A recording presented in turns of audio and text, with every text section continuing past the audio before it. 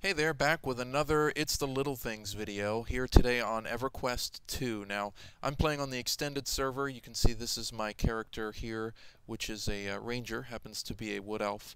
And we're going to just log in and go over some of the differences between Everquest 2 and most other MMOs.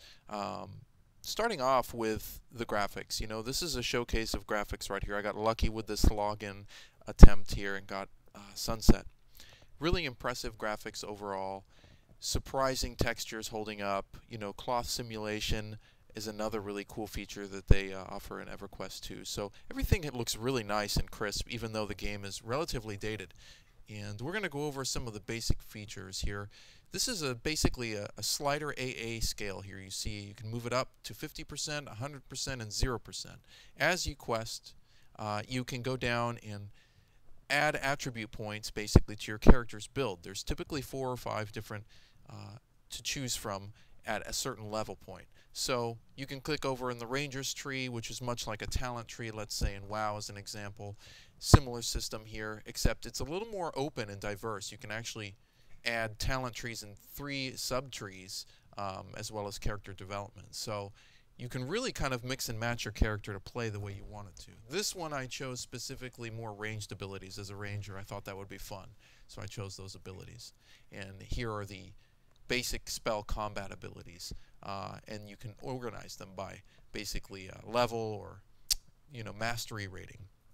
The spells in EQ2 are divided up into ranks basically, and you find them through world loot, which is really neat.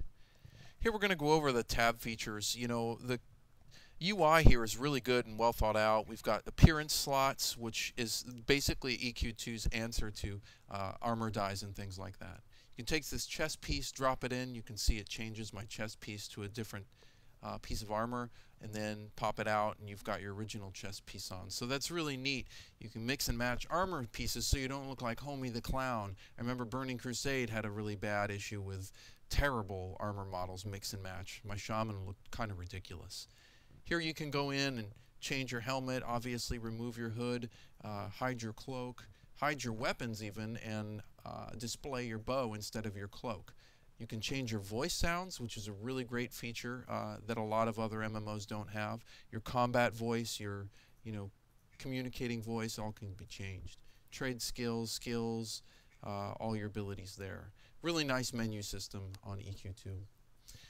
Over here we're going to click on this tooth, and this tooth basically will represent a Legends and Lore quest. You can literally collect pieces of animals and beasts in the game, and it unlocks various quests that give you basically a book and a trophy weapon to hide in your, hang up in your guild hall or your home, which is a really neat feature. Another little thing that a lot of the other MMOs don't have, including player housing, which we're going to go over later. Here I'm going to basically show you how to show your mount and hide your mount. You can show your illusion form in this game, so if you're a wolf, you can hide that form and be normal human form. You can hide your mount and display your mount. You can also ride your mount into combat. Now, why you'd want to hide this mount is really beyond me, because it's probably one of the most gorgeous mounts I've seen in an MMO in a long time. Specifically, it's a nightmare type steed, and it's a recruit a friend mount, in case any of you are wondering. It's kind of an old reward for that. So one of the great features is it's actually transferable between your alts, which is really neat. So here I'm going to go into some combat, show you some stealth mounted combat. So I can shoot this guy and pummel him with arrows. By the time he gets to me, he's pretty much dead. There's a lot of movement place combat in EverQuest 2 with certain classes, and combat is very fast with certain classes. However, the downside is healing classes can be a bit slow and take a while to take down a mob. Here's another player here just hanging out and questing. You can kind of take a look at the UI here for collections. Basically things you find in the world, you can literally pick up and enter them into a collections category. And when you complete the collections, you turn them in for rewards, like something to hang up in your house, on your player housing, or something to equip. It just depends on what the reward is. But there's over 150 collections. There's quite a few in the game, so there's a lot you can collect. Here we're going through the Achievements tab. Just like most games nowadays, you have an Achievements tab. Basically everything from PvP to PvE, questing, general stuff, crafting, basically anything you can think of, there's an Achievement tab for. So if you're into that sort of thing, that's a nice small benefit and a little thing. We're going to ride over here and show you a little more combat, show you some animations too. So you can kind of have an idea of what that looks like in case you haven't seen Everquest 2 before. Now I'm going to hide my mount because that's kind of how I roll. As a ranger, I kind of want to appear like I'm just fast naturally, so I just hide my mount, which is really cool from an RP perspective if you're one of those people. I happen to not really be one of those people. So over here you've got a 3-mob group. They're all linked together. I'm going to pummel them down with my arrows and stealth and do some combat here. Now you notice it's positional. You get behind them, of course you stab them. A little crappy with fraps running, but kind of hard to position yourself. You can knock them down with your knock arrows. All kinds of cool abilities in most classes. And the spell effects are awesome. As far as particle effects, you know, they've really held up well over time, and they've upgraded some of them over time. In this instance, I pinned that character down because there was 3 of them and shot them from afar, then backstabbed them. So that really worked well. You know, 3 mobs handled my level pretty quickly. Again, if you were a healing class at a low level, that would have taken you a while to take down all 3 of those, but you would have done it. Here are some harvesting nodes. They're placed all over the world really well.